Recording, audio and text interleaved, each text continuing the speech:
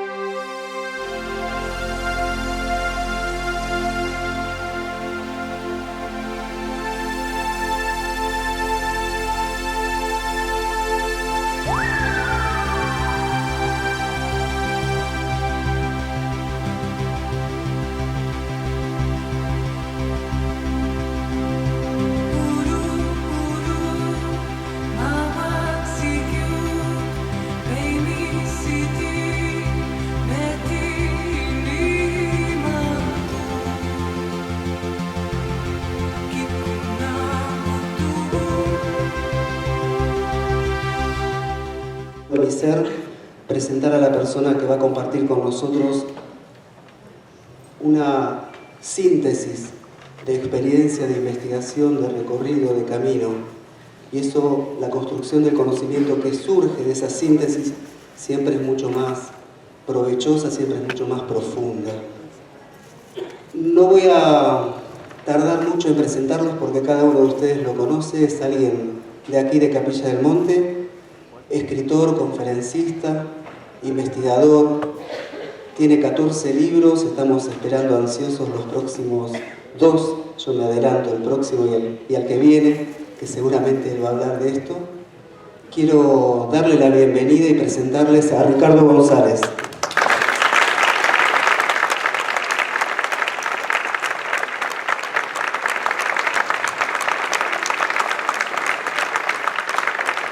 Fundamentalmente quiero hacer 2 agradecimientos muy fuertes. Uno a Ricardo y a cada uno de ustedes, porque a través del aporte solidario que cada uno de ustedes está realizando, la tarea con las familias que se encuentran en desventajas materiales, simplemente en desventajas materiales, puede desandarse un poquitito y podemos acompañarlos.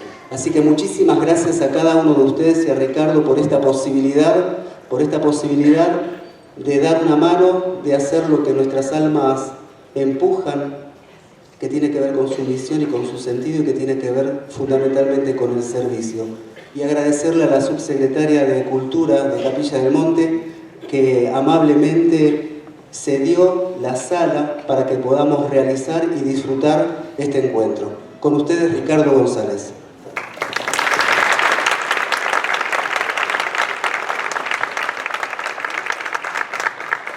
Bueno, muy contento de estar otra vez aquí en Capilla del Monte, de vivir experiencias extraordinarias en este lugar que es tan mágico y especialmente porque nos podemos unir para ayudar a los demás, para pensar en los que menos tienen y cuando hay circunstancias donde tenemos que ser solidarios, dar nuestro granito de arena. Alguna vez estos seres que están en contacto con nosotros, me refiero a los tripulantes de los mal llamados ovnis, aunque suene increíble aceptarlo, nos dijeron que el principal contacto que teníamos que alcanzar ni siquiera era con ellos, sino entre nosotros y con nosotros mismos. ¿Cómo vamos a procurar un contacto con seres de otras realidades, de las estrellas, del universo, si entre nosotros estamos separados? Es un poco también el mensaje de la conciencia de la paz. Mahatma Gandhi, que luchó tanto por la independencia de la India, decía que si estás en guerra contigo mismo, estarás en guerra con todo el mundo. Así que qué bonito que estemos aquí reunidos bajo la influencia mágica del mítico Cerro Uritorco, pensando no en esta ocasión en los extraterrestres, sino en los demás. Así que muchas gracias por todo, chicos. Bien, iré al grano. Ustedes saben que desde mi adolescencia afirmo estar en contacto con seres de otros mundos, de otras realidades. Una experiencia que empezó en mi país de origen, en el Perú, y que luego se ha venido replicando y repitiendo en diversas partes del planeta. No obstante, el día de hoy, más que hablar de mi experiencia, aunque algo tocaré, voy a tratar de darles un punto de vista, presentarles información, un repaso de lo que significa el misterio de Erx, los seres de Erx. Un misterio del cual se ha hablado tanto en las últimas décadas y que ante los ojos de este humilde servidor que viene desde el Perú, que nació en el Perú, creo que está completamente conectado con otros enclaves de poder que hemos venido visitando en todo el mundo, como el desierto de Gobi en Mongolia, la montaña Shasta en los Estados Unidos, Tepoztlán en México, el Icancabur entre la frontera de Bolivia y Chile o el desierto de Atacama, es decir, nodos de poder, lugares energéticos, portales de conexión con otras realidades. Lo inquietante de este asunto, para reflexionar, es que si Erx existe, como creo que es real, nos enseña que no solo no estamos solos en el universo, sino que tampoco no estamos solos aquí. Y eso es lo intrigante y lo extraordinario, que podríamos estar compartiendo el planeta con alguna civilización no humana que está entre nosotros y está procurando entregar mensajes de alternativa y esperanza. Solo decirles, antes de empezar de lleno con la conferencia, que el contacto más allá del fenómeno tiene un mensaje que es de alternativa, de esperanza, positivo, y es mi intención en esta conferencia solidaria que estamos haciendo aquí en Capilla del Monte, que más que llevarse relatos extraordinarios, investigaciones alucinantes, hechos misteriosos, que se puedan llevar como una energía, como una brisa, como una caricia, tal vez el susurro de esos mensajes que nos dicen, como ya dije, que no estamos solos en el cosmos ni en la Tierra y que siempre podemos hacer algo por los demás.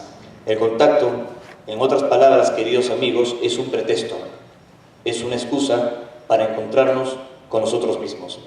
Así que vamos a empezar de lleno la charla. Gracias por estar aquí, estoy muy contento, lo digo por tercera vez. Apagamos los teléfonos móviles para disfrutar de esta reunión de amigos.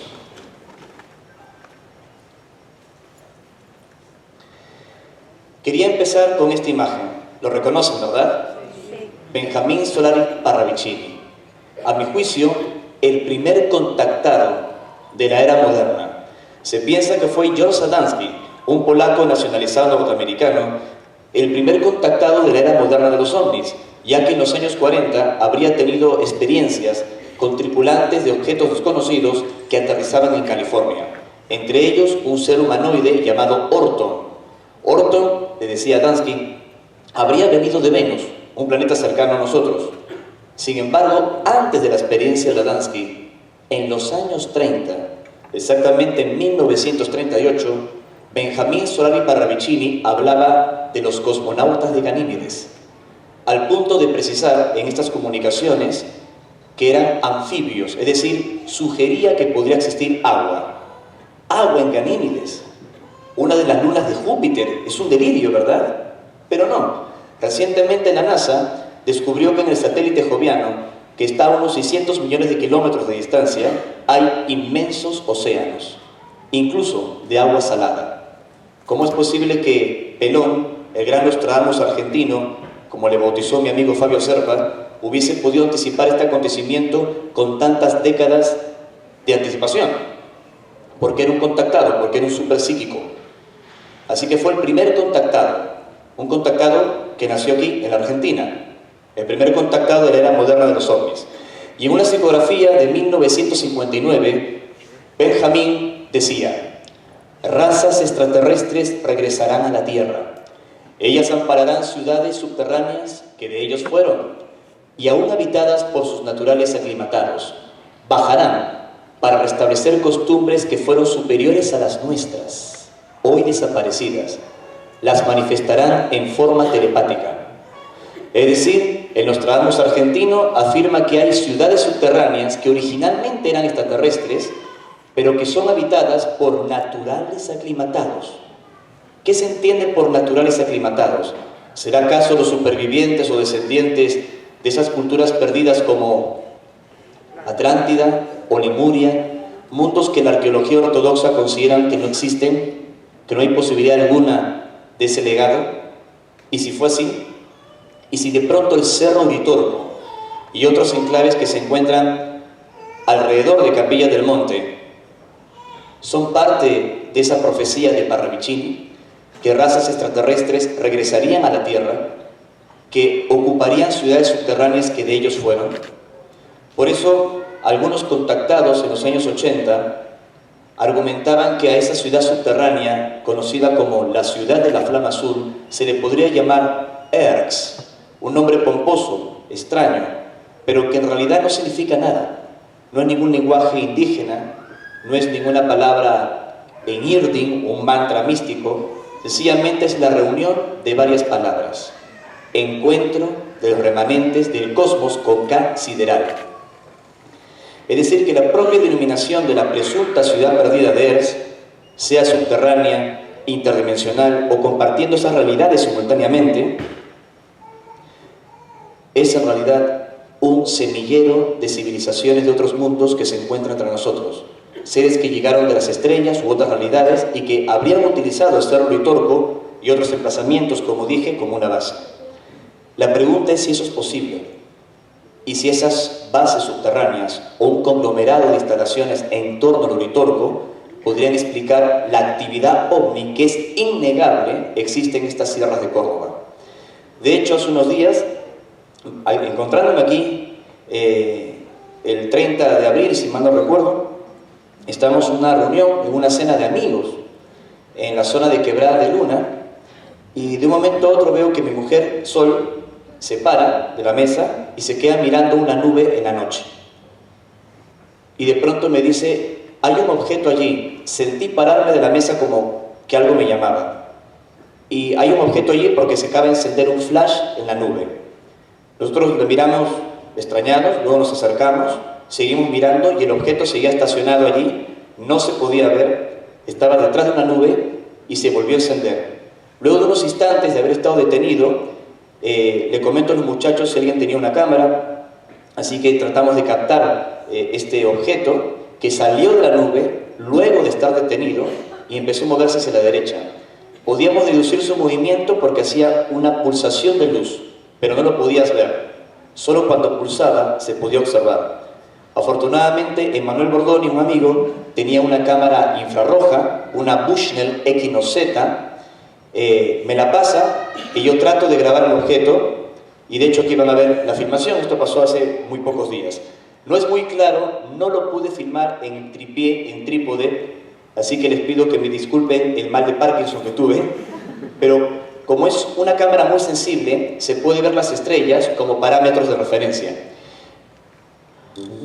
Incluso el rayo láser, como pueden ver, Sol no puede alumbrar exactamente el objeto porque no lo ve, solo calcula su movimiento por la pulsación y el flash que hace.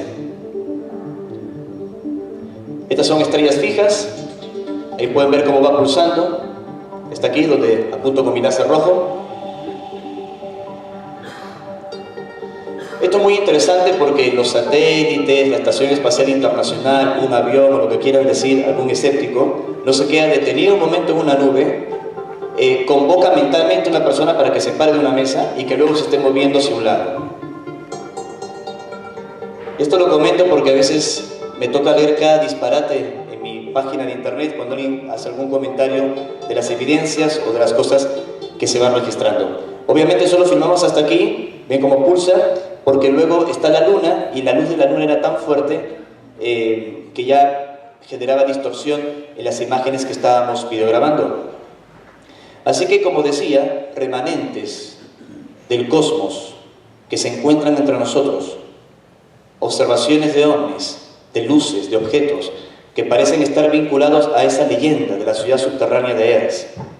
Sin embargo, si hubo un avistamiento de un objeto anómalo, desconocido, que puso a Capilla del Monte en el tapete internacional como una especie de Roswell argentino, fue la huella del pajarillo. Hasta el día de hoy, 2 de mayo del 2015, discutida. Para algunos, lo que ocurrió ese verano de 1986, corría el mes de enero, fue tan solo un incendio provocado.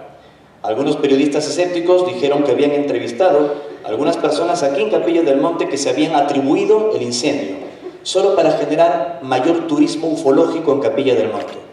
Y tal vez, sin embargo, ¿dónde están los testimonios de estas personas? Su testimonio en cámara, un verdadero trabajo periodístico. No, no, no, son testimonios anónimos. Por otro lado, también se dijo que ese objeto, que fue visto por la familia de Esperanza Gómez, un objeto rojo brillante con forma de pelota o de disco, al día siguiente habría dejado esta supuesta huella en las faldas del Cerro Pajarillo. Obviamente hay todo tipo de explicaciones, algunas realmente tiradas de los cabellos, como la del incendio, otras argumentando que se trataba del experimento fallido del proyecto Cóndor de las fuerzas militares argentinas, que se llevó a cabo justamente en 1985 y que oficialmente se habría abandonado. Sin embargo, un cohete habría sido lanzado y una parte del mismo habría caído en el Cerro Pajarillo y la pobre familia de Esperanza Gómez se habría confundido con ese trozo de misil. Otro delirio. ¿Qué clase de misil es visto por varias personas? Tiene un vuelo durante mucho tiempo estático en un lugar concreto, es descrito por los testigos originarios de esta experiencia, incluso trazando, ¿no?, un dibujo en el suelo. ¿Les parece que esto es un misil? Incluso luego hubo un incendio, un caso que todos ustedes conocen, posterior en la huella del Pajarillo, y se quemó todo el Cerro Pajarillo menos la huella. Se quemó todo el Cerro Pajarillo menos esa huella. Pero bueno, fue el misil Cóndor, o si quieren, fue un incendio provocado. Aquí estoy con Jorge Suárez, un querido amigo, que en paz descanse. Jorge y su mujer Luzmari, que sigue adelante con las investigaciones del Centro de Informes OVNI. Jorge tuvo la amabilidad de invitarme a Capilla del Monte hace aproximadamente 13 años. Es decir, la primera conferencia que hice en Capilla del Monte fue en este mismo auditorio y por invitación de Jorge Suárez, que como ustedes saben ya partió. Así que Jorge, amigo, si estás escuchando esta charla, va en tu honor también. Un aplauso para Jorge.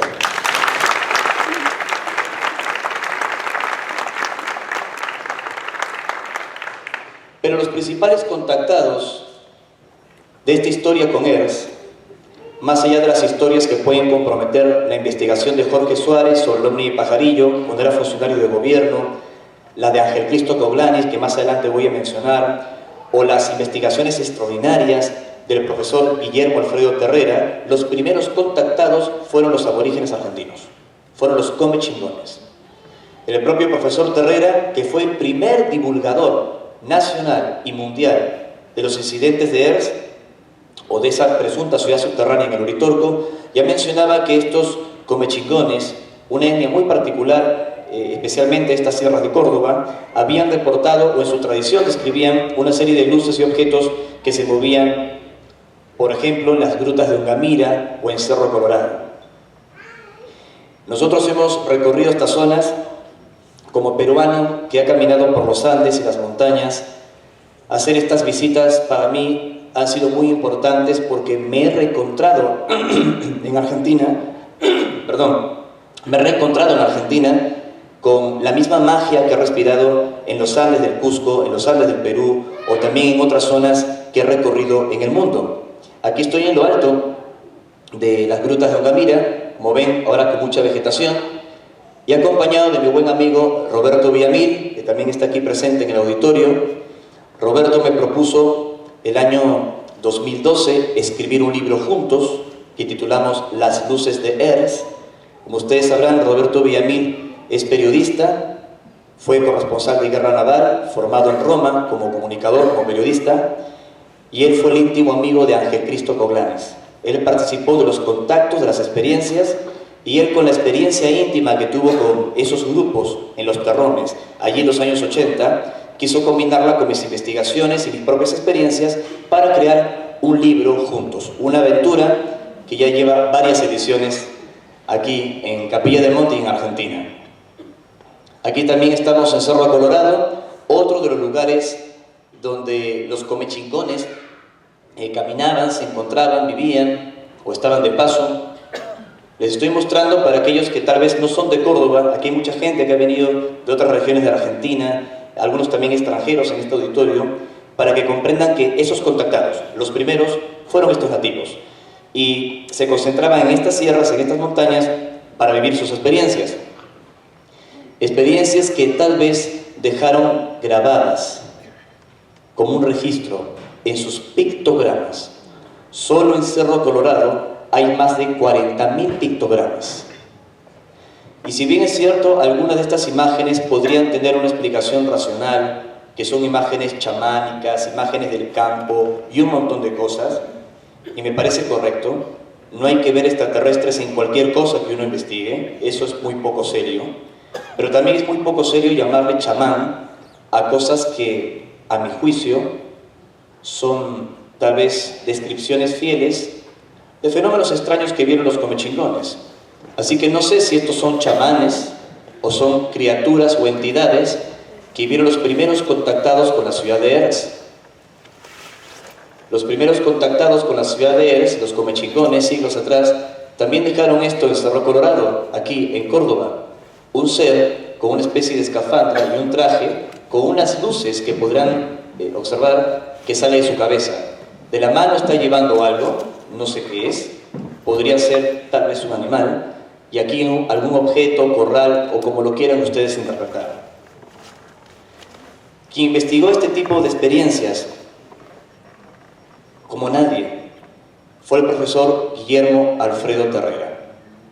El profesor Terrera, según sus propios relatos, él también falleció, afirmó que un profesor de escuela llamado Orfelio Ulises Herrera había encontrado en los años 30, justamente aquí en el Cerro Litorco, una pieza, el toquilítico, el simiwinki, el bastón de mando, una roca volcánica vitrificada, una roca de basalto, que se supone era el poder que ostentaban los comechingones o, como creen algunos, alguna herramienta mágica que llegó desde fuera de la Argentina.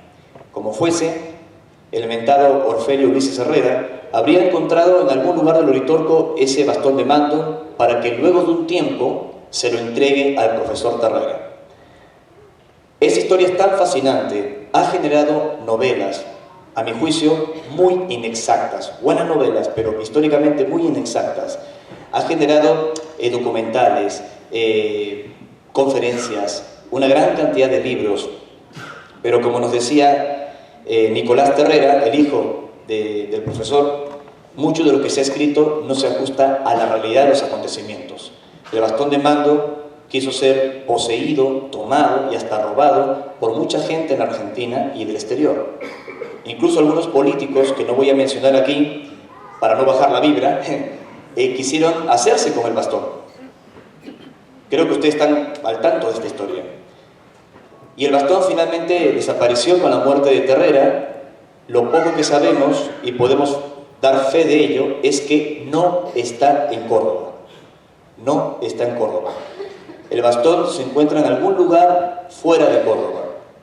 Y solo la familia Terrera conoce un poco la historia, porque incluso para protegerse, lo que hicieron ellos fue replicar el bastón, es decir, hacer copias, para que si alguien se los quería robar, se quedase con las copias y no con el bastón original.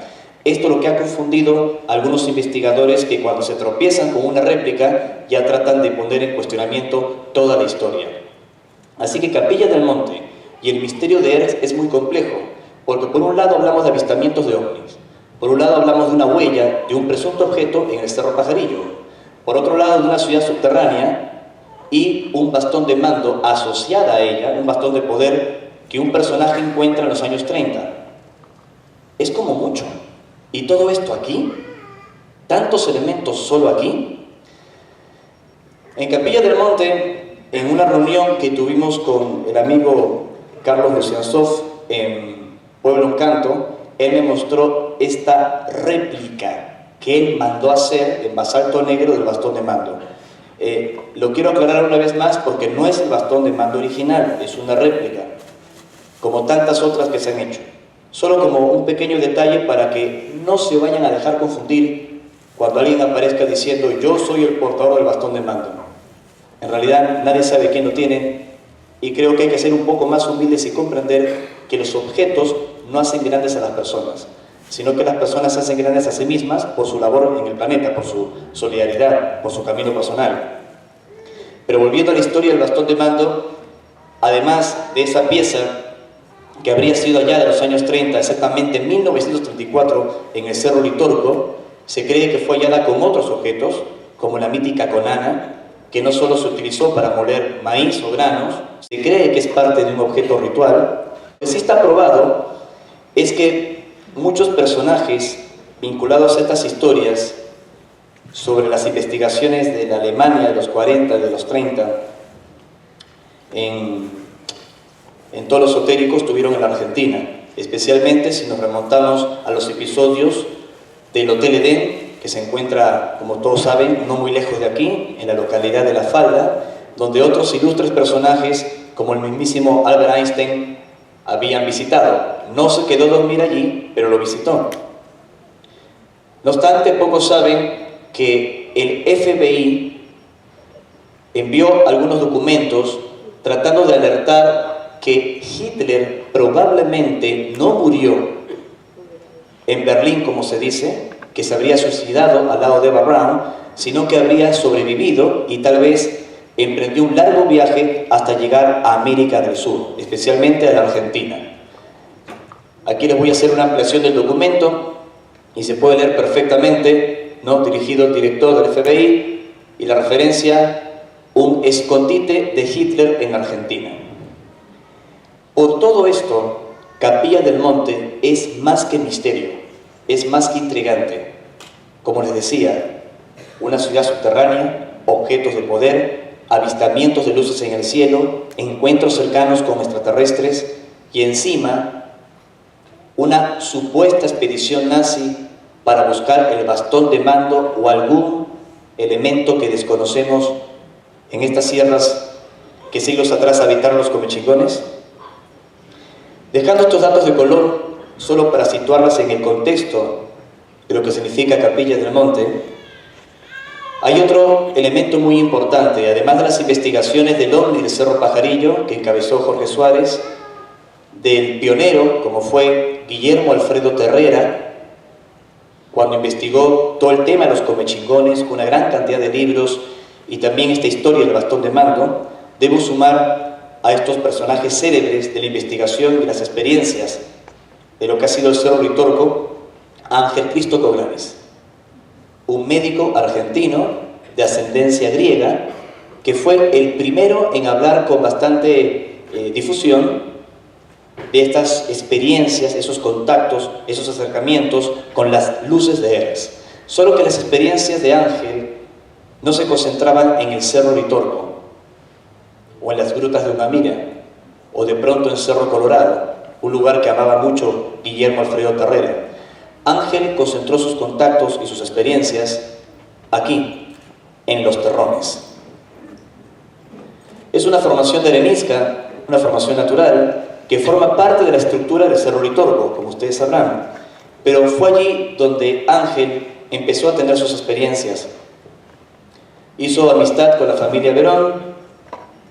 Esta es una fotografía cedida por el amigo Roberto Villamil, y con un grupo de personas empezaron a visitar esta región cuando no existía el turismo que hoy ustedes conocen.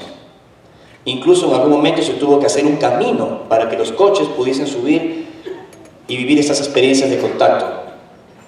Quienes no son de Córdoba, para que tengan una idea, esta es una fotografía satelital, o para ser más exacto, una fotografía tomada desde el aire en helicóptero, no es satelital, tomada por mi amigo Roberto Villamil, gracias a un helicóptero de la Fuerza Aérea. Lo pueden ver aquí a Roberto con la campera negra, y el hombre menudito que está aquí en el medio es Ángel Cristo Coglanes. Lo que están viendo acá son los terrones que forman parte, como dije, de la estructura del Cerro Uritorco. Sería la parte física de la ciudad intraterrena de Eres. Debajo de ese emplazamiento se encontraría esa base llamada el Templo de la Esfera, o la Ciudad de la Flama Azul, con 3 grandes cristales o 3 grandes espejos que, según los mensajes originales, permiten conectarse con el cosmos y con otros santuarios o retiros interiores. Cuando escribimos el libro, Roberto se encargó de redactar toda la parte que concierne a Ángel Cristo Coglanes, ya que fue su amigo personal.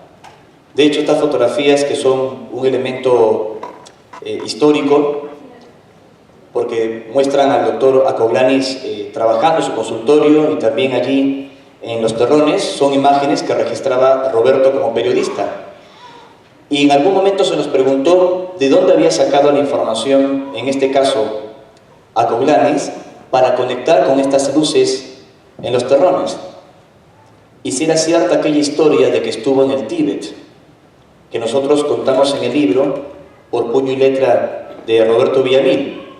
En realidad Ángel contaba esa historia. No es una historia que nosotros inventamos. Al margen de que nosotros tenemos dudas de su presunto viaje al Tíbet, que no nació en Grecia, que realmente nació en la Argentina, eso lo sabemos, pero por alguna razón Ángel contó eso. Se lo contó Roberto Villamil, Alfredo Di Princio, a Osvaldo, que ustedes conocen, del Hotel Roma, al doctor Mural, a Casco. La pregunta no es por qué nosotros contamos esa historia que Ángel narraba. La pregunta es por qué Ángel contaba eso. Solo lo quiero aclarar.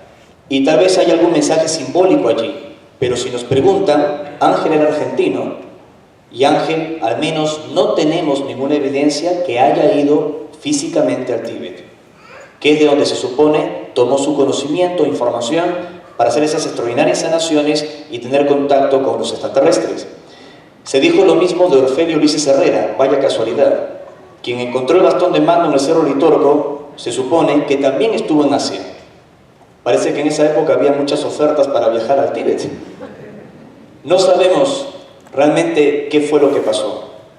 Lo que sí se sabe, y Roberto, que está presente en este auditorio, es que los contactos que tuvo Ángel con un nutrido grupo de personas fueron reales y sus mensajes fueron positivos. Y estas experiencias se han mantenido hasta el día de hoy. Ángel, como saben, murió trágicamente.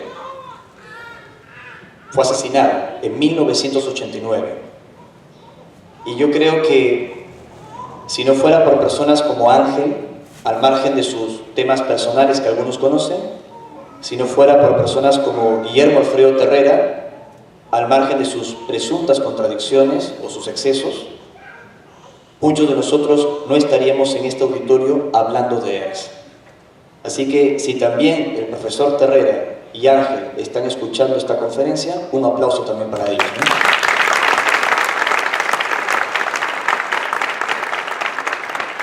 Hay que ver lo que nos une, no lo que nos separa, y reconocer los diferentes protagonistas de una larga historia. Protagonistas que ustedes también son, porque formamos parte de este legado. Estas son psicografías de Irdin, un presunto lenguaje cósmico que a través de mantras los utilizaba Ángel y los grupos que se reunían en Los Terrones, salían todos ellos del Hotel Roma, para tener contacto con estas luces. No creo que se trate de un idioma exactamente, al margen de que los sonidos en algunos aspectos se puedan acercar de pronto al quechua o al sumerio.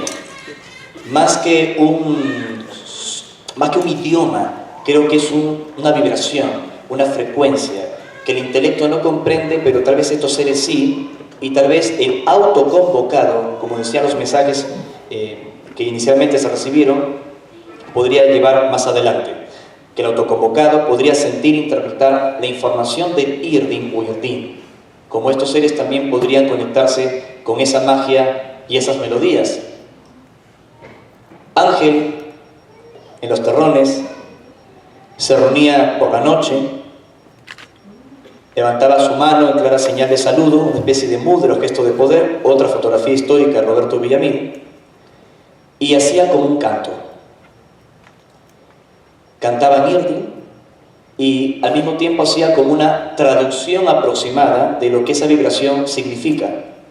De pronto suena como un poco religioso, pero no lo es. Es sencillamente una manera de conectarse. Y las luces aparecían. A mi juicio, no creo que las luces aparecían respondiendo a determinado mantra. Sería ridículo pensarlo. Como si los extraterrestres funcionasen ante un abracadabra. No es así. Creo que es ante la vibración, ante la frecuencia, la conciencia de un grupo de trabajo. Y para que tengan una idea, les voy a poner un ejemplo con la propia voz de Ángel, durante una ceremonia, una experiencia que tuvieron allí en Los Terrones, y como con Sol, humildemente, creamos un proyecto sin fines de lucro que se llama Mintaca, Música, donde mi mujer canta, yo compongo la música, me considero más músico que escritor, y con Mintaca tratamos de rescatar algunos de los mantras de contacto con los seres de Earth. Aquí les pongo un ejemplo. Tan presente en las noches de Earth. A continuación, el siguiente mantra.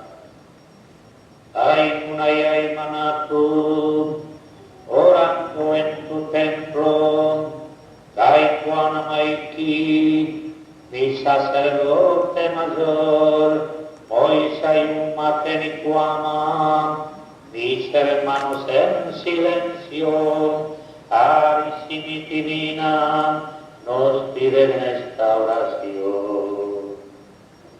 Waritumi, Waritumi, Waritumi. Y con Mintaca lo grabamos así.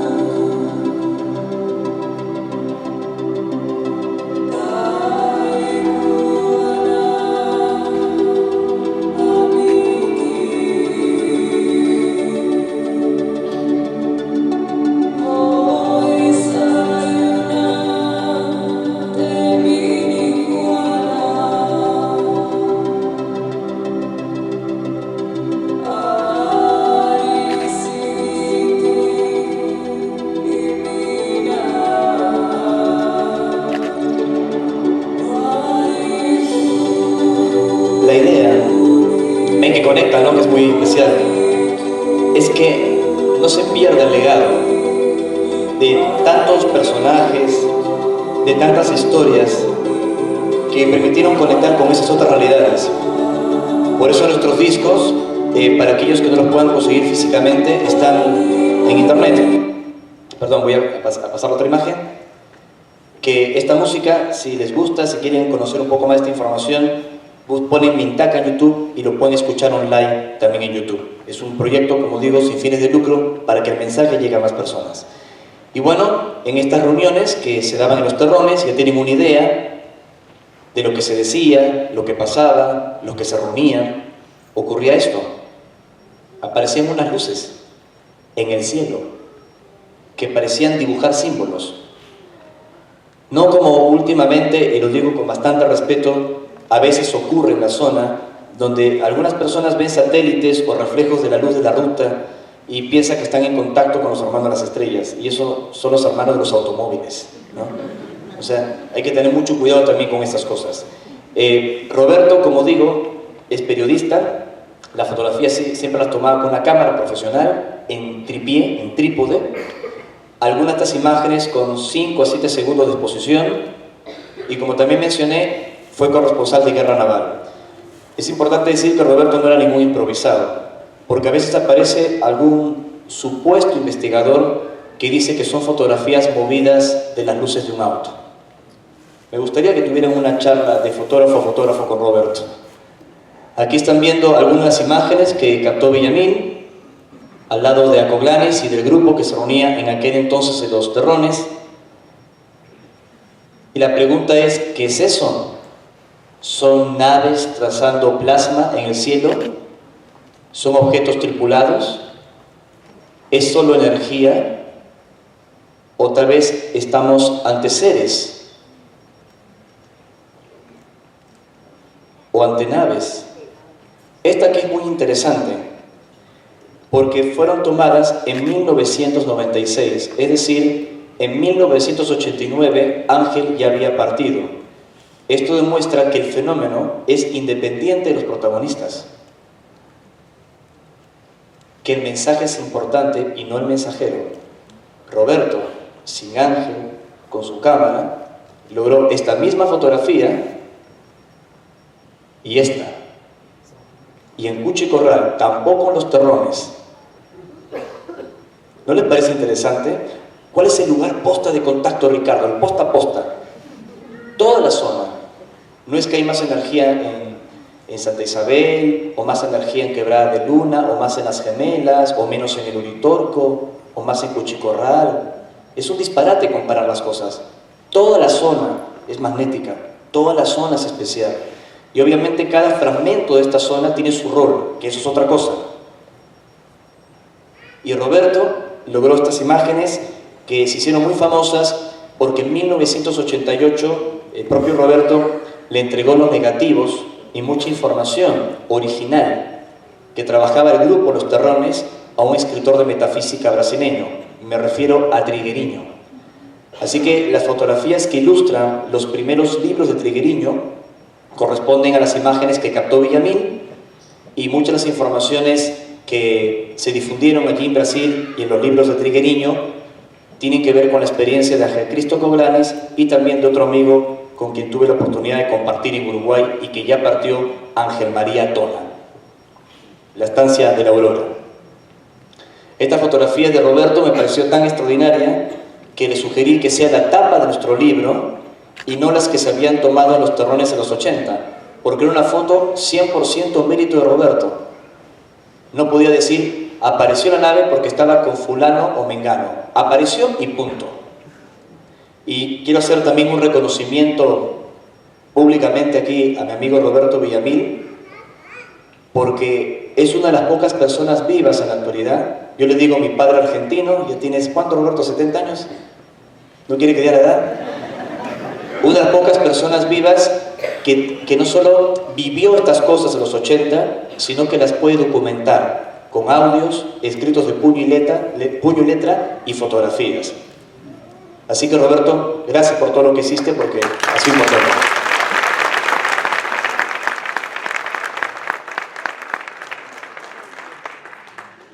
Me debes una pizza de mozzarella después, ¿no? Entonces, viendo otra imagen, otra fotografía de una energía, de una fuerza, lo voy a plantear. ¿Qué cosa es? Ustedes imagínense, yo vengo del Perú de vivir experiencias de contacto extraterrestre, donde son seres sólidos, seres corpóreos, que se comunicaban con nosotros, que los podíamos filmar, no a la tripulación, pero sí a las naves, de invitar a periodistas como testigos imparciales de lo que un contacto serio supone ser. Y de pronto hablar de seres energéticos que pueden mutar su estructura, que se pueden mostrar flotando sobre los terrones o Quebrada de Luna, sobre el Uritorco, que no son naves siempre, sino entidades, plasma, que pueden atravesar la roca, que se pueden corporizar en tu propia habitación y te dice: mi nombre es Tocor, mi nombre es Huitaicón, mi nombre es Saruma, que es otro tema aparte. Hay gente que pensaba que Ángel era Saruma, y a nuestro humilde juicio, Saruma es una entidad de Earth que Ángel conectaba o canalizaba, bajo nuestra humilde perspectiva. O Kitiuma, o Maya. De hecho, yo tuve la primera experiencia por culpa de Tona. Habíamos estado en Uruguay, en su estancia, y él me dijo que Maya me iba a entregar un mensaje. A pesar que Tona no era el típico testigo de contacto, era un poco más campechano, muy amable, tomando mate en hojotas en su casa, simpático, que en paz descanse, como dije. Y vi una luz haciendo botecitos en ese campo de cientos de hectáreas que tiene entre Salto y Paysandú, allí en el Uruguay. Y me dijo que era Maya, que me estaba saludando. Sinceramente, no lo quise creer. Esto pasó hace muchos años. Y cuando la gente me preguntaba: ¿te pasó algo en la Aurora, en esa primera visita que estuve con Tona compartiendo? Yo le decía: no he visto nada. A pesar que me había ocurrido algo durante el avión. Fíjense qué necedad, inmadurez la mía. Porque volviendo en el avión, en sueños, o sea, estaba descansando durante el vuelo, se aparece una mujer luminosa, y me dice que la luz que yo había visto en la estancia de Tona era ella. Pero aparecía no como una luz, sino como una figura humanoide de una dama, construida en energía. Y me decía: soy Maya. Y yo en el sueño, pensando dentro del sueño, digo: caramba, Ricardo, tremenda sugestión, hasta estás soñando con ella. Y me dice: ¿quieres una confirmación? La vas a tener ahora. Y me despierto. en el avión. Y en pleno vuelo, un niño se suelta el cinturón de seguridad, que estaba con su madre, y empieza a correr por el pasillo gritando, Maya, Maya, Maya. Yo me quedé en el asiento así, ¿no?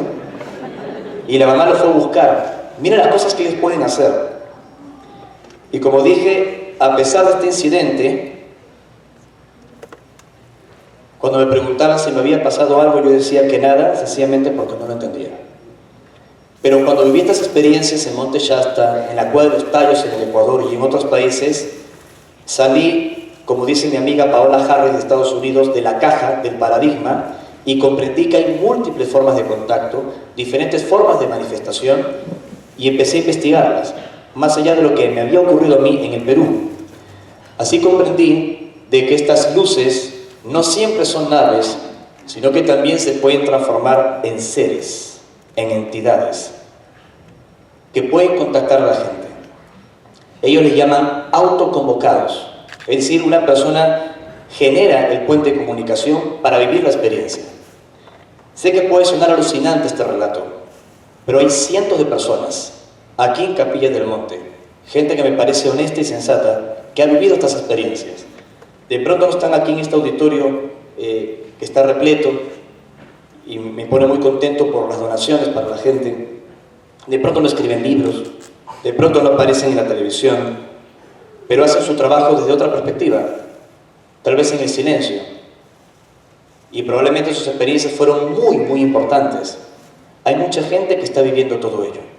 Y creo que todos coincidimos en que la naturaleza de estos seres, sea Tocor, Maya, Saruma, o los Sicuma, que Sicuma, además de ser una entidad, es también como un cargo jerárquico dentro de ese colectivo de entidades, vienen de las estrellas y especialmente de las Pléyades.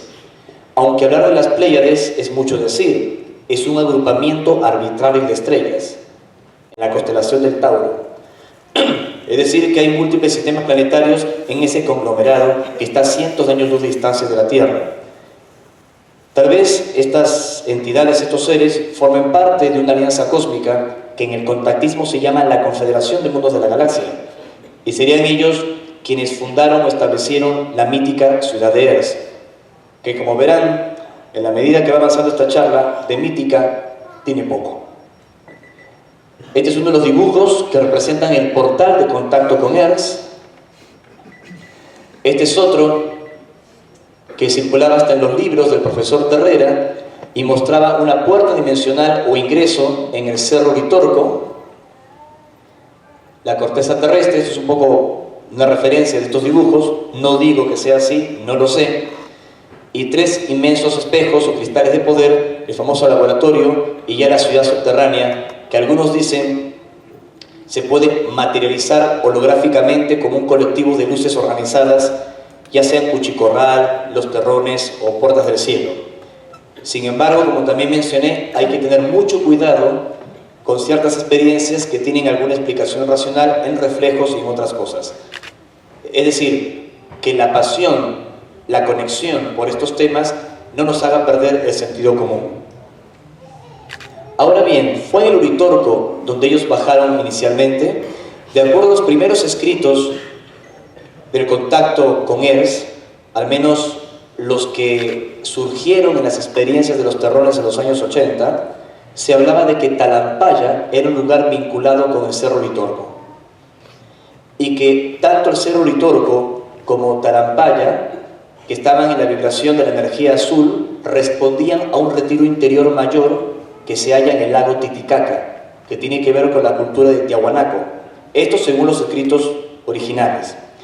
No se trata de que un centro sea mayor o menor que otro, sino que están enlazados y tienen múltiples funciones.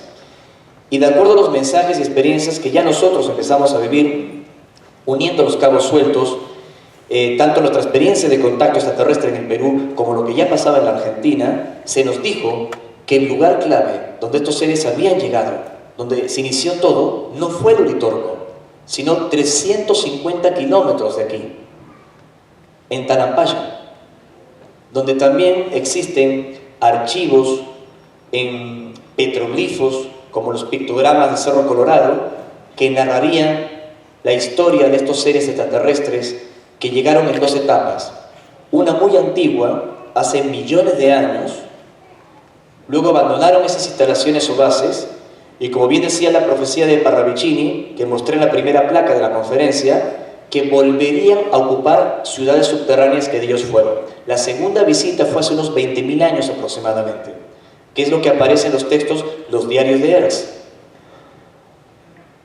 Aquí ven algunas imágenes de los chamanes, si les quieren llamar así, del cañón de Talampaya.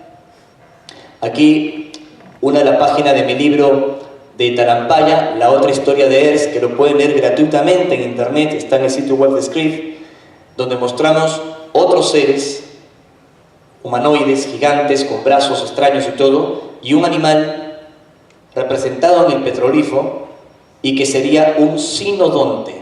O sea, estamos hablando que es el tránsito de reptil al mamífero y que habría convivido con los dinosaurios hace unos 200 millones de años.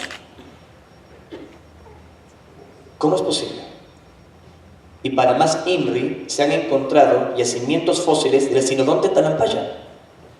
¿Es que acaso las primeras bases extraterrestres en Talampaya, vinculadas con la historia auténtica de Ers, fueron científicas, experimentos en animales, en dinosaurios, algún tipo de misión científica que va más allá de nuestra comprensión, que abandonaron esas bases, esas instalaciones y se marcharon esos seres?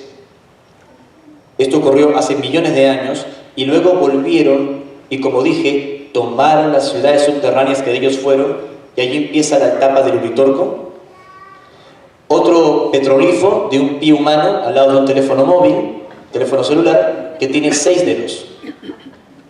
No se emocionen porque seguro van a querer ir a Talampaya, pero no les van a dejar ver estos petroglifos. Algunos sí, otros no. Están en una zona denominada intangible. No les voy a contar cómo lo fotografié porque no quiero meter en líos a alguna gente amiga. Este es otro que mostraría tal vez una representación de la primera base de Ers, que, como digo, empezó en Talampaya. Una pirámide subterránea con un objeto que desciende, o lo que sea, o tal vez una cruz cuadrada o chacana con una esfera, muy interesante. ¿O cómo explicar esa pirámide escalonada en la Argentina, en un petroglifo en Talampaya? Otro que no se muestra al turista. Debajo de un cerro que ven aquí en el Parque Nacional Talampaya, que se llama el Mogote Negro, o el Cerro Piramidal, el núcleo de un antiguo volcán, se hallaría una de las entradas a este retiro subterráneo, retiro interior de Talampaya, que fue el primer emplazamiento de Ers. Así que si se quiere conocer la historia de Ers, no solo hay que investigar Quebrada de Luna, las grutas de Ongamira, el Cerro Uritorco, el Cerro Colorado, sino irse un poco más hacia La Rioja y también visitar Talampaya, el Valle de la Luna y otros enclaves. Me atrevería a decir que lo que llamamos Ers es una mega instalación subterránea que involucra buena parte del centro y el norte argentino. Me atrevería que puede llegar hasta los Andes en Mendoza, pero sería más largo de explicar y argumentar en esta conferencia.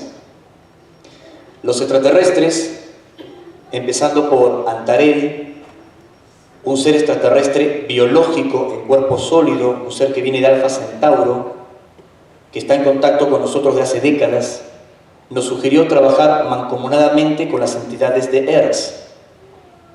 De hecho, en algunas experiencias los hemos visto juntos, manifestaciones de estos seres de Alfa Centauro al lado de estas energías de plasma que podríamos llamar una proyección de Maya o de Sicuma, por ejemplo.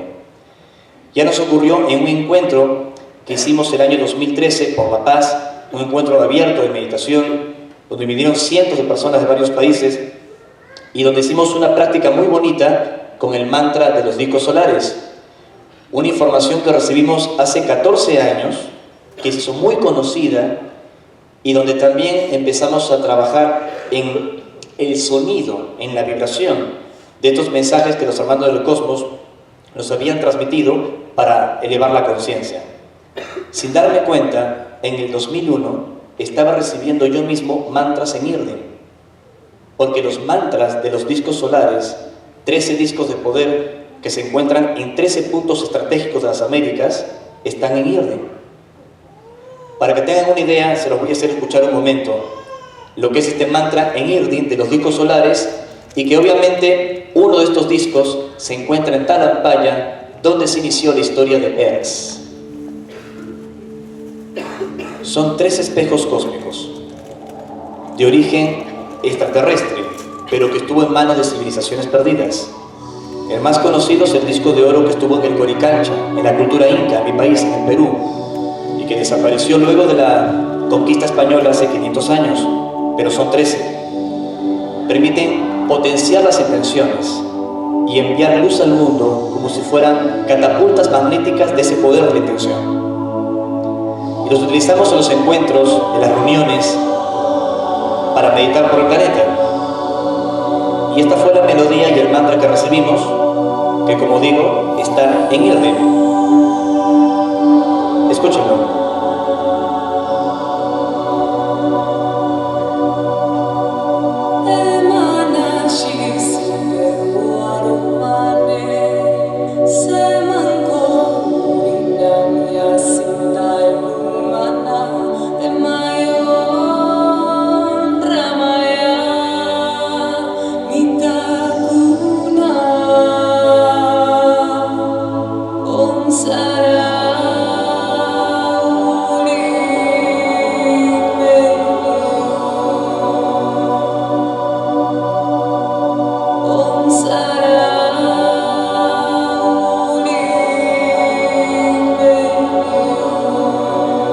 Esta es la parte mágica del contacto. Cómo se une la mística, mensajes espirituales, misterios históricos o arqueológicos con el contacto con estos seres. Voy a apagar la música. Paso la siguiente diapositiva y les explico brevemente antes de continuar con la última parte, que es muy importante, porque me preguntan, ok, ¿cómo se explica esto de los discos solares? ¿Por qué están emplazados especialmente en las Américas? Lo que están viendo aquí es el anillo de fuego. Concentra más del 80% de la actividad telúrica y sísmica del mundo. Hoy por hoy se encuentra más activo en esta región, en las Américas. Le pueden llamar la Kundalini planetaria si lo desean. Y esta región, desde Monte Shasta al norte de California, los Estados Unidos, dirigiéndose pues por el Perú, ¿no?, Chile, la Argentina, hasta que en su momento la energía se ancle en la Antártida, requiere que las personas que vivimos en esta región de la Kundalini o la serpiente de luz que más se está activando, estemos conscientes y trabajando por el bienestar mundial, por la paz. Es lo que al menos nos han dicho estos seres. Por esta razón, varios de los encuentros que hemos realizado por la paz, de meditación, de contacto, han estado ubicados especialmente en esta zona, donde están estos discos, donde hay santuarios de poder, como el caso del Cerro Uritorco y la historia de Eres. Luego este paréntesis, volviendo a Talampaya, allí estos seres también se mostraron, se lograron varias fotografías, gracias a nuestro amigo Cristian Beluco, que para mí, para varios de nosotros, es como el heredero de Roberto Villamil en lo que es la captación de estas cosas. Y Cristian pudo captar también el movimiento de varios objetos ante un nutrido grupo de testigos, cientos de personas, como digo, de varios países. Y lo más interesante, esto. Un objeto que tal vez es de plasma. Cristian, que es un fotógrafo profesional, pudo captar el desplazamiento de ese objeto, naranja, como de plasma, que se estaba desplazando allí en el campamento de Talampaya, y que es muy similar a otro que el propio Roberto había captado en 1988 al lado de Acogranis en los Terrones. Es decir, que los mismos seres que se mostraban en los Terrones, en esas experiencias célebres de contacto, también se mostraron en Talampaya, en el encuentro que hicimos en el 2013.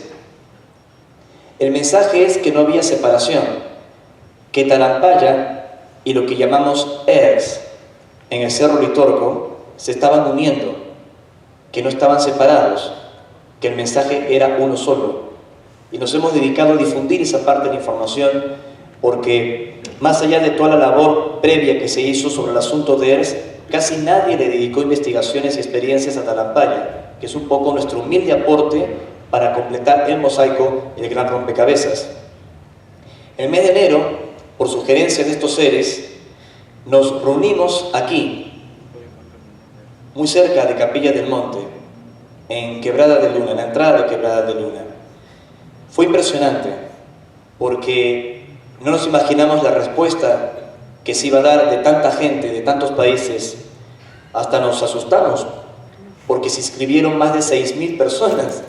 Y no era una fecha convocante como el 11-11, 12-12, 21 de diciembre, era una fecha de enero. Y obviamente no podíamos recibirlos a todos porque era un predio privado, teníamos que prepararlo, alquilar baños químicos, tener una cierta seguridad, hasta contratar a la policía porque era un evento grande. Así que la gente entendió y nos apoyaron a distancia a través de sus meditaciones y todo, para que este encuentro pudiese significar una experiencia no fenoménica con lo que es ERS, sino un espíritu de conciencia de mucha gente por la paz mundial. Así que finalmente nos reunimos unas 1.000 personas de 22 países, se dieron experiencias muy bonitas y pudimos compartir temas muy interesantes. Entre ellos rescato la disertación de Paola Harris, que como ustedes saben fue la asistente del astrofísico de Chicago, el doctor Joseph Allen Hynek, que ya falleció, el padre de la ufología, quien trabajó en el proyecto Blue Book o Libro Azul, quien asesoró a Steven Spielberg para hacer la película Encuentros cercanos al tercer tipo.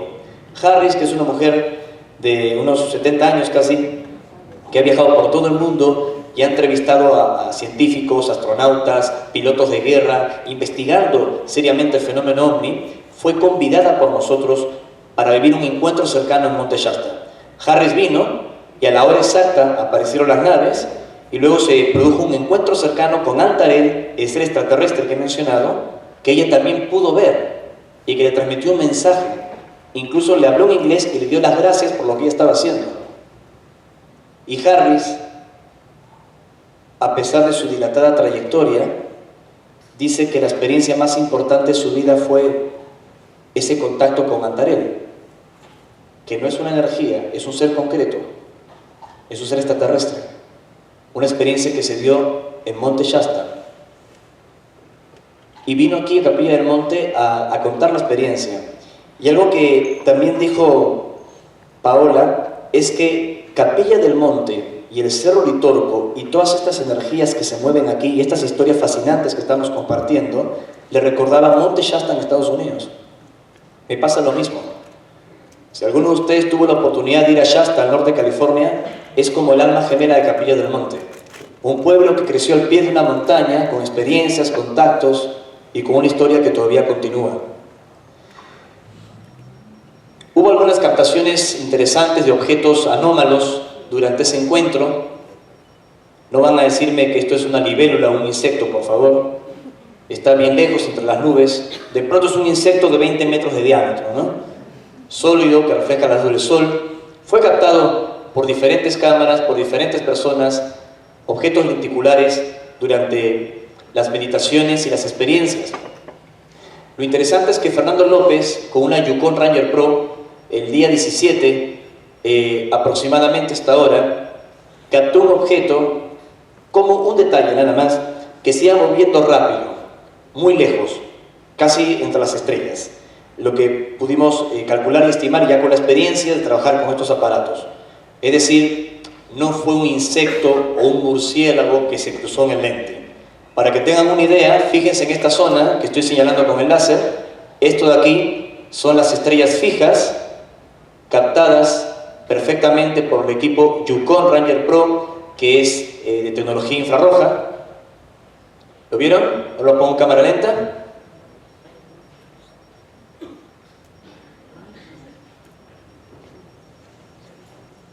Es decir, hubo una serie de fenómenos, de eventos curiosos durante la experiencia en Quebrada de Luna. Aquí lo ven otra vez. Pero la gente no estuvo distraída con ello. Nuestro objetivo, de acuerdo a los mensajes que recibimos tanto de los extraterrestres como de los seres de Ers, era que nos pudiésemos reunir y meditar por la paz mundial. Y no solo meditar por la paz mundial, porque como ustedes saben de esta reunión, que fue sin fines de lucro, de la colaboración, hicimos una importante donación gracias a la querida amiga Roxana Montenegro Charbonnier para poder ayudar a su comedor infantil, al hogar de ancianos, es decir, la recaudación del encuentro fue entregado a Charbonnier. Hicimos también algo concreto para ayudar. Luego fuimos a Talampaya nuevamente, y esto lo dejé para el final de esta charla, porque es muy interesante. Hasta aquí les quería contar un poco lo que es el Uritorco, un poco mi percepción de la historia diversa, de las cosas que se han hablado aquí sobre el Cerro Pajarillo, sobre las experiencias del doctor Ángel Acoglanes, las investigaciones del bastón de mando del profesor Terrera, las experiencias que tuvimos nosotros y cómo la historia del Uritorco y los terrones se enlaza con Talampaya. Pero en esta parte final les quiero hablar del mensaje. Les quiero decir, de acuerdo a lo que aprendí de estos seres, qué es lo que pretenden de nosotros, por qué no se muestran abiertamente, por qué han transcurrido décadas de contacto y de pronto esas experiencias que todos anhelamos como sociedad todavía no se han dado. ¿Y hasta dónde podemos esperar? Volvimos una vez más a Talampaya. Como digo, esto ocurrió después del encuentro grande que hicimos en Quebrada de Luna. Fuimos unas 46 personas, si mal no recuerdo, de varios países, y pedimos un avistamiento programado a Antarel, al extraterrestre, para que tuviéramos certeza de ciertos mensajes y comunicaciones que estábamos recibiendo. Entre esos mensajes, un colectivo de información que ellos denominan las enseñanzas de Ers, que según estos seres es un complemento de los diarios de Ers, de las leyes de Ers y otras cosas que se recibieron en el pasado, que sería dictado telepáticamente, y esta información tendría que ser difundida abiertamente, libremente, para que ese mensaje llegue a todos. Pero para confirmar que esto es real, obviamente le pedimos avistamientos, experiencias concretas a la hora exacta, cosa que ocurrió.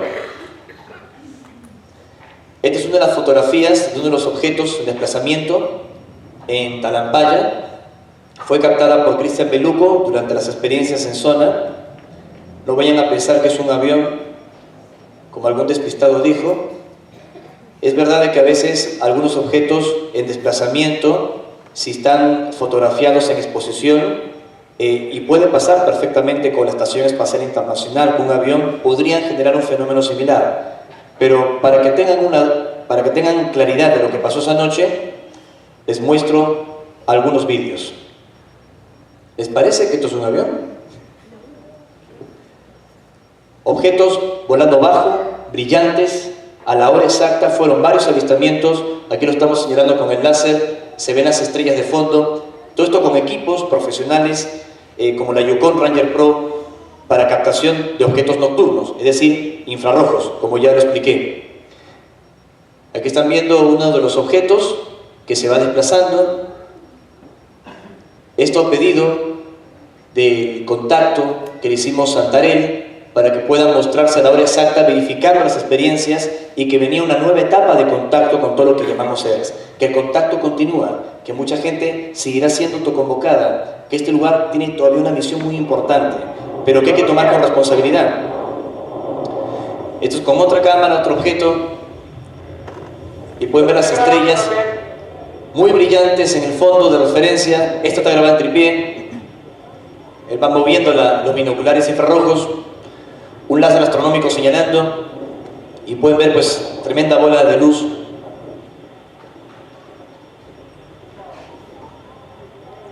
Muchas veces los objetos que aparecen no son tripulados, sino son las famosas caneplas u ojos electrónicos controlados a distancia por una nave mayor. Pero hay un momento que estos objetos de pronto desaparecen, no los puedes ver, pero nosotros sí. Yo la sigo viendo, Yo la sigo viendo porque la ves a través del infrarrojo. Un evento que lo hace muy interesante.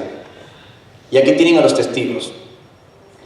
Esa misma noche, un grupo de personas acudió a una zona de Talampaya donde se formó un campo de fuerza. En el contactismo se le llama sendra.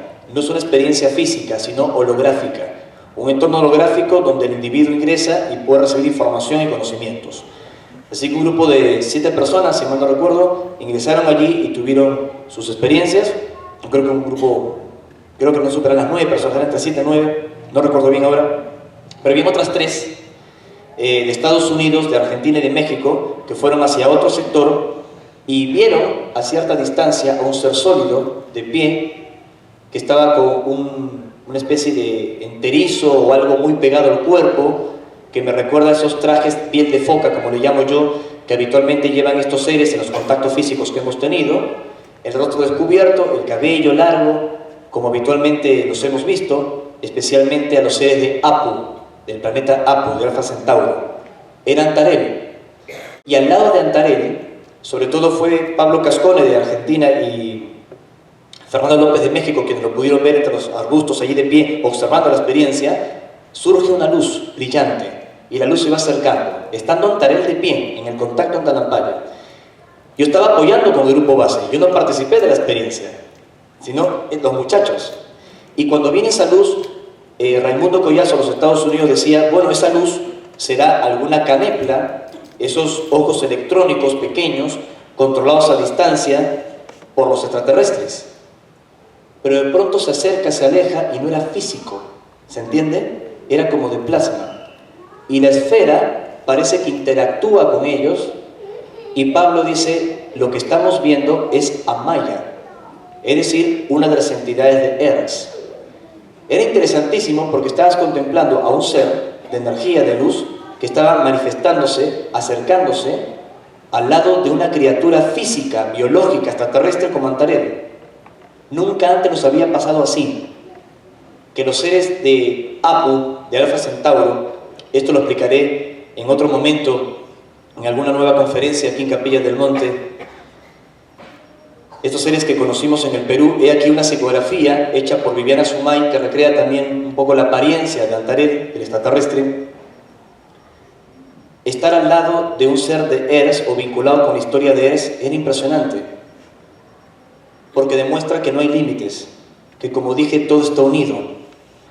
Nosotros en el pasado, tanto en el Perú como en otros países, hemos tenido contactos programados, contactos con avistamientos, incluyendo los recientes en Talampaya, y siempre hemos tenido capturas y registros concretos de las experiencias que estamos teniendo. Testigos, evidencias, invitaciones a periodistas, pero no para que la gente crea que hemos tenido estos contactos, sino para que la gente reflexione que estos seres están aquí. Y uno se pregunta, muy bien, ¿qué cosa puede haber hecho que un programa de contacto vinculado con la historia de Earth, esos seres del Uritorco, de los terrones, esas luces, esas entidades que se asocian a la presencia de Saruma, Sicuma, Kitiuma, Tokor, Huitaicón, Maya, etc., estén trabajando codo a codo o vinculados con esos extraterrestres que de los años 40 venían conectando a los pueblos andinos del Perú, especialmente en las montañas de Ancash. ¿Qué cosa los puede haber unido así? Primero, nunca estuvieron desunidos. Todos estos seres forman parte de una alianza. Pero si en este tiempo se están mostrando más juntos, como digo yo, empujando el coche en la misma dirección, es porque hay eventos de urgencia en el planeta. Eventos de urgencia en el planeta que se han activado. Y por consecuencia, estos seres están tratando de activar también a personas para que cumplan con su rol, para que cumplan con las cosas que tienen que hacer. Sé que estamos muy preocupados en la economía, en la política, en el fútbol, en construir la casa y en un montón de cosas. Pero todo eso es efímero y estamos de paso. Creo que la clave, según lo que aprendimos de estos seres, es qué podemos hacer nosotros por los demás. Y hasta dónde se cumple aquello que nos habían transmitido, que el principal contacto que teníamos que alcanzar no era con ellos, sino con nosotros mismos. Por eso es que los seres de Earth, y especialmente Antarel, el extraterrestre, nos sugirieron hacer este encuentro mundial aquí, muy cerca del Cerro Uritorco. No para que 1000 personas de 22 países traten de salvar al planeta meditando como locos en una tarde o en 3 días. No, sino para que lo que se genere allí, lo que se genere después de eso, con todo lo que estamos en este camino, con múltiples esfuerzos por ayudar, descubramos que somos una gran familia. En una reciente experiencia de contacto, Antarel me decía en el Perú que no somos tan diferentes y que en cierta medida nosotros somos ellos, como una proyección nuestra en el futuro. Por eso tal vez deberíamos dejar de verles como extraterrestres, al menos algunas de estas civilizaciones, y comprender que estamos hermanados más allá de las estrellas. En esta reciente experiencia, el ser extraterrestre de Alfa Centauro me dijo que en realidad no están contactando con nosotros, sino con nuestros descendientes, con las generaciones que vienen, porque el cambio del planeta es gradual. Sin embargo, a pesar que ese cambio del planeta es gradual, lugares de aprendizaje o centros iniciáticos, como le denomino, como es el caso de la ciudad intraterrena de Ers, estarán abiertos, estarán completamente en dinamismo y actividad para que uno comprenda su misión, sobre todo en estos tiempos que tanto hace falta, que tanto urge, que en estos tiempos, quiero decir, si bien es cierto todos los cambios son más hacia adelante, los cambios que estamos esperando, las decisiones se toman ahora. Desde hace bastantes años, creo que calculo unos 5 o 6 años atrás, ellos nos decían que algunos siglos nos iba a tomar cambiar todo como lo conocemos, que nada va a cambiar de la noche a la mañana, pero que eso no tenía que desanimarnos, porque las decisiones ocurren hoy. De pronto alguien puede decir, muy interesante el mensaje, Ricardo, vine con mucha ilusión a esta conferencia, pero hombre, me estás diciendo que si el proceso es gradual, ¿qué hago yo aquí en este auditorio? Si van a pasar tal vez un tiempo grande para ver que nuestra humanidad deja de pelearse consigo misma, que cambiamos las cosas y que somos realmente una comunidad espiritual conectada con el todo. Entonces, ¿qué hago aquí? Que se encargue mi bisnieto en salvar al mundo y déjame a mí de reventón. ¿Qué hago entonces aquí en el auditorio? ¿Por qué no estoy en la calle techada tomándome una cerveza? El asunto es que cuando construyes un edificio, la parte más importante de ese edificio es la base, son los cimientos. Y de acuerdo a estos seres extraterrestres y a estos maestros de Ers, la base del edificio nos ha tocado por alguna razón construirla nosotros. Y esa es la herencia que vamos a dejar. Tal vez en nuestro cuerpo físico y en nuestros ojos no veamos totalmente esos cambios, pero van a ocurrir. Estoy convencido de ello. Si tengo que sintetizar cuál es el mensaje de Ers, cuál es el mensaje de estos seres, les diría que es un mensaje de paz. Y no se muestran abiertamente porque no es el momento, porque tienen otra percepción del tiempo. De pronto, dentro del fenómeno OVNI, para muchos de nosotros transcurrieron 60, 70 años de investigación desde el caso Roswell, pero para ellos fue la semana pasada. Dicen que no pueden sentarse en la carpeta a dar el examen por nosotros, sino que nosotros tenemos que tomar esa decisión. Por último, creo que la única forma de poder activar esa conciencia de paz, más allá del contacto con seres extraterrestres, más allá de estos fenómenos y estas historias increíbles y fascinantes que nos rodean, es empezando con la propia paz interior. Y esa paz interior no solo se basa en la meditación, en el silencio, o ponerse una túnica blanca e irse a vivir a la punta del Uritorco, ¿verdad? Sino también en el ser solidario, en el compartir con los demás y también hablar con la verdad y ser muy firmes. Yo estoy convencido que esta charla, para hablar de los encuentros cercanos y los contactos que hemos tenido con el misterio de Ers, ha sido solo un pretexto para repasar algunas cosas que tal vez ustedes ya han escuchado, para conocer algunos temas que de pronto no los habían visto en esta perspectiva, o para reunirnos como una gran familia hoy aquí, para recordar a mi amigo Jorge Suárez, que organizaba sus congresos aquí y lo sigue haciendo su mujer, empujando el coche con mucho esfuerzo ella sola. Los libros y la información que nos dejó el profesor Terrera, las experiencias con estas luces de ERS que tanto promovió el doctor Acoglanes, Villamil y otros más, o incluso el legado más ancestral, los primeros contactados, los comechingones. Chicos, el contacto continúa y está por encima de los personajes. Nosotros estamos de paso, los mensajeros estamos de paso, todos aquí somos mensajeros. Lo que importa es el mensaje. Y si hacemos carne ese mensaje, más allá de lo que uno pueda creer, si existen o no seres del cosmos, si existe o no parte de esta historia, si hacemos carne ese mensaje, si lo vivimos y si empezamos a transmitirlo a los demás con coherencia, con verdad, allí podríamos decir que tuvimos el real encuentro cercano, el verdadero contacto, el que nos va a preparar como humanidad para encontrarnos con la familia en las estrellas y para decir que en este planeta estamos listos y que hay más bien que mal en el mundo, como nos enseñaron estos seres, solo que lo que llamamos mal tiene más marketing. Así que no le demos mayor importancia a esas cosas que nos pueden deprimir, alejar, separar y ver aquello que nos fortalece y redescubrir que somos co-creadores y que estos seres lo único que están haciendo es activar nuestras memorias, recordar por qué estamos aquí y que nuestra vida tiene mayor sentido y profundidad.